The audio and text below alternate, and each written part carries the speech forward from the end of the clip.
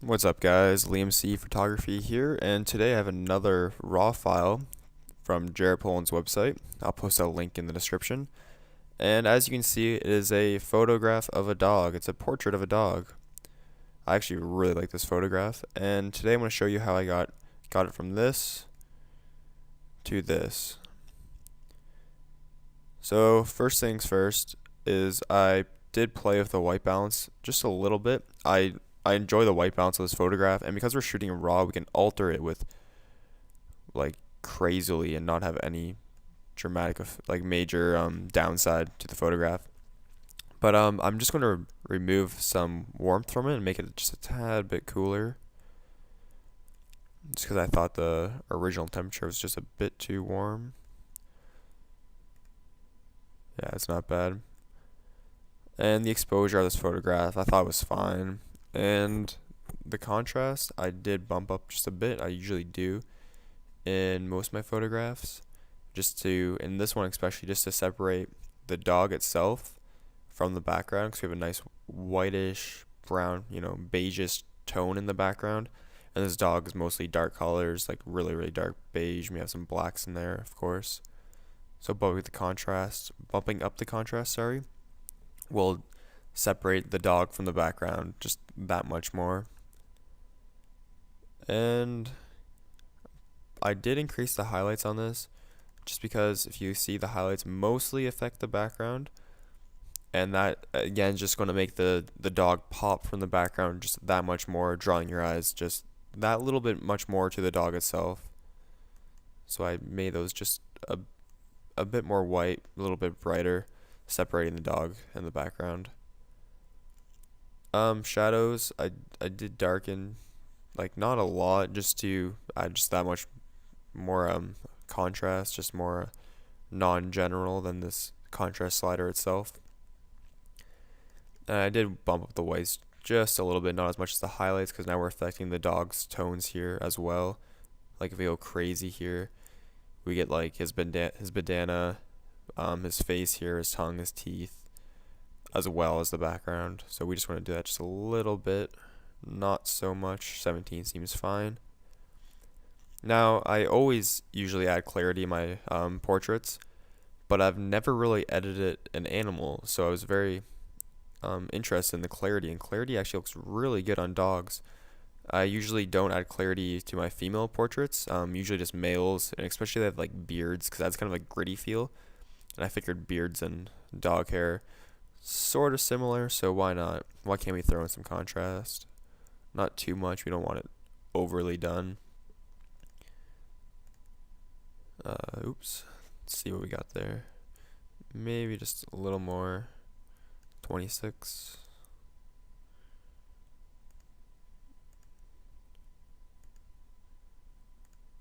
Yeah, I'm liking that a lot. Now, I like this photograph in color, and I also like it in black and white, and I also like it kind of more faded, just removing some vibrance or removing partial saturation. It's all up to you. For this one, as you could tell, I left it in color, and I gave it a reddish maroon overcast. So I'm gonna stick with just that, and we're gonna get there. So I edited the tone curves slightly, hardly noticeable, but the major one was probably the red, and I clipped it up just a little bit, clicking down here and dragging it up, just to give it an overtone of red. I'm sorry, and we bring it the other way, we're gonna get a greenish blue. So let's, ooh, liking that too, but I do like the red because it amplifies this scarf, so we're gonna leave it like that. Um, Green I barely touched. Blue I did a little bit too. Can't remember what I did. Oh yeah, I made it. Yeah, that's right, because it's more of a purple. So yeah, of course I had some blue in there. Red and blue, purple, not that much. Let's try evening that out a bit. I'm pretty sure I pumped up the highlights for the blues just a bit, using multiple of these points to make it make the transition more dramatic between the midtones here, the highlights up here, and the shadows. That's not bad. Let's compare that. Original, some of my tone curves. I do like that. Green, I barely even touch, but we'll play with it just a little bit.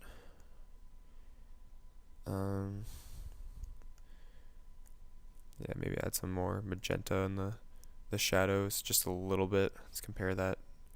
So this is green channel on, green channel off. Yeah, that's a bit more magenta. I do like that. Let's try the highlights.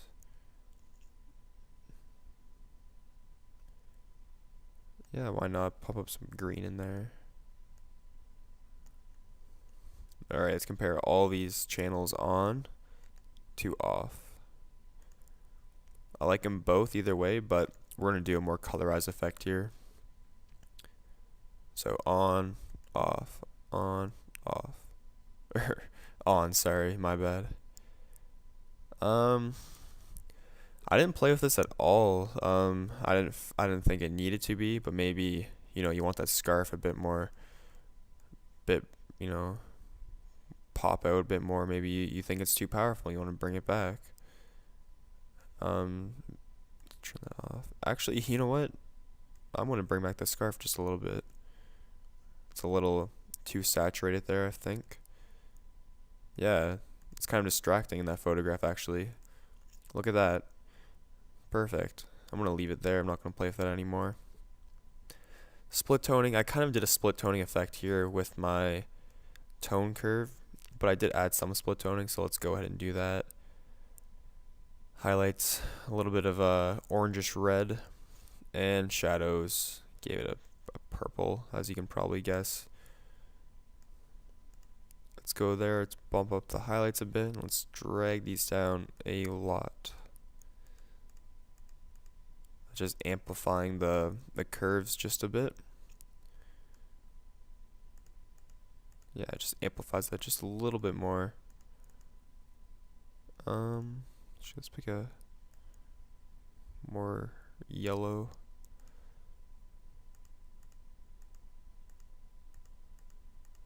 Okay, there we go. Sharpening, I did just a little bit. Like, it doesn't really matter. This is probably a really good quality lens and camera, but just to sharpen some of the dog hairs there, make it more dramatic. I didn't remove any noise because I don't want to smooth out any of his hair. But I always do this just in case. Chromatic aberration. I don't even know what that word is, but pretty much if there's any. Let's see. Okay, here's an example. Right around the ear right here, there's a little bit of a green hue. Maybe very hard to tell on YouTube, but it happens just with all lenses. Even like the best of the best, you'll still get this, and it may be purple, it may be green. And doing this just removes some of that. Very, very little in this photograph, but I'll do it anyway. No, definitely not. And I definitely did do some vignetting. Quite a bit, actually, I believe.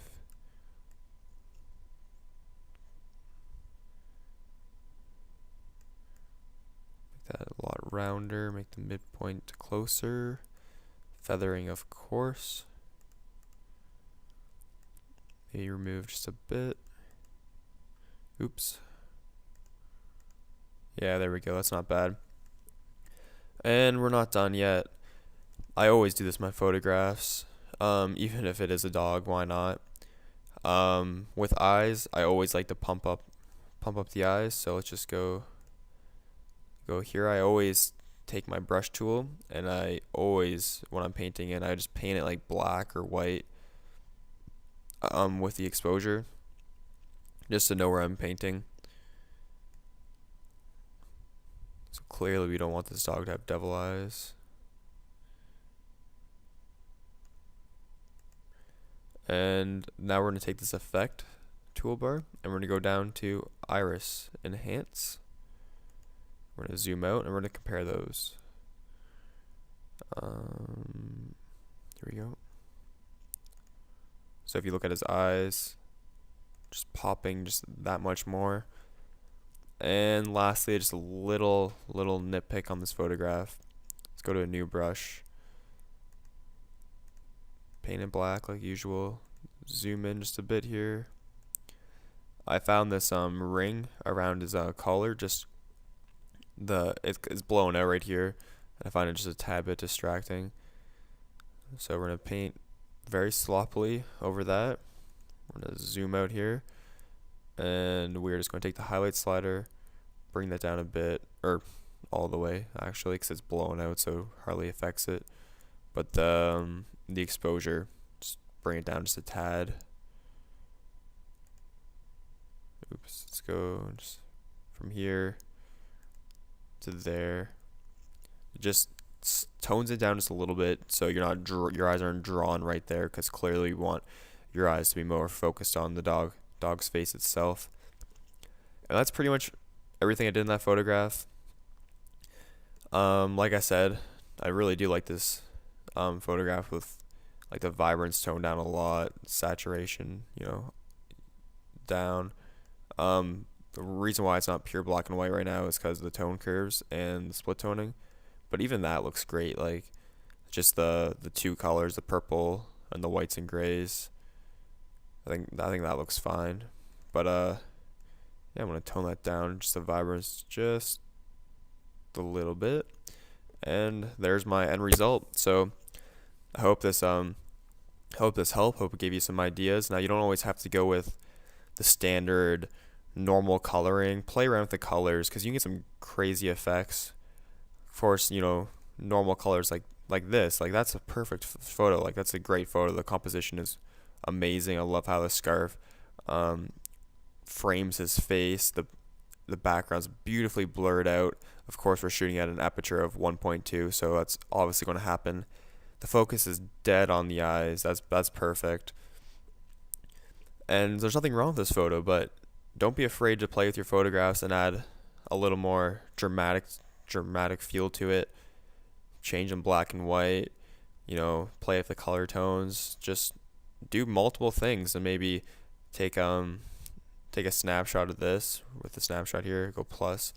Maybe you want to go color purple, and so now that's like a purpley overtone. And you know what, maybe let's just let's play with it a little bit more and see what else we can get. So let's remove all the split toning. Let's just make this a black and white photograph. So there's the split toning tone curves turned right off. We're gonna go over here, we're gonna convert this to black and white. And you can play with the black and white sliders. Make the scarf just a bit brighter, because I already knew that was red. But yeah, like maybe pump that up just a bit. Pump that up. Pump in the whole thing. And then maybe you want like that. Like that's also a great photograph. Like there's no right and wrong here. Save that black and white. So now we have our original. We have a colored with a purple overtone. We have a black and white. Very simple. They're all great edits. Just feel free to play with things and save multiple snapshots. Maybe save multiple JPEG files of this and show your friends. Get them to pick it out. But yeah, don't be afraid to play with colors, and I hope you learned a few things, and hope to see you guys around. Thanks for watching. Have a good day.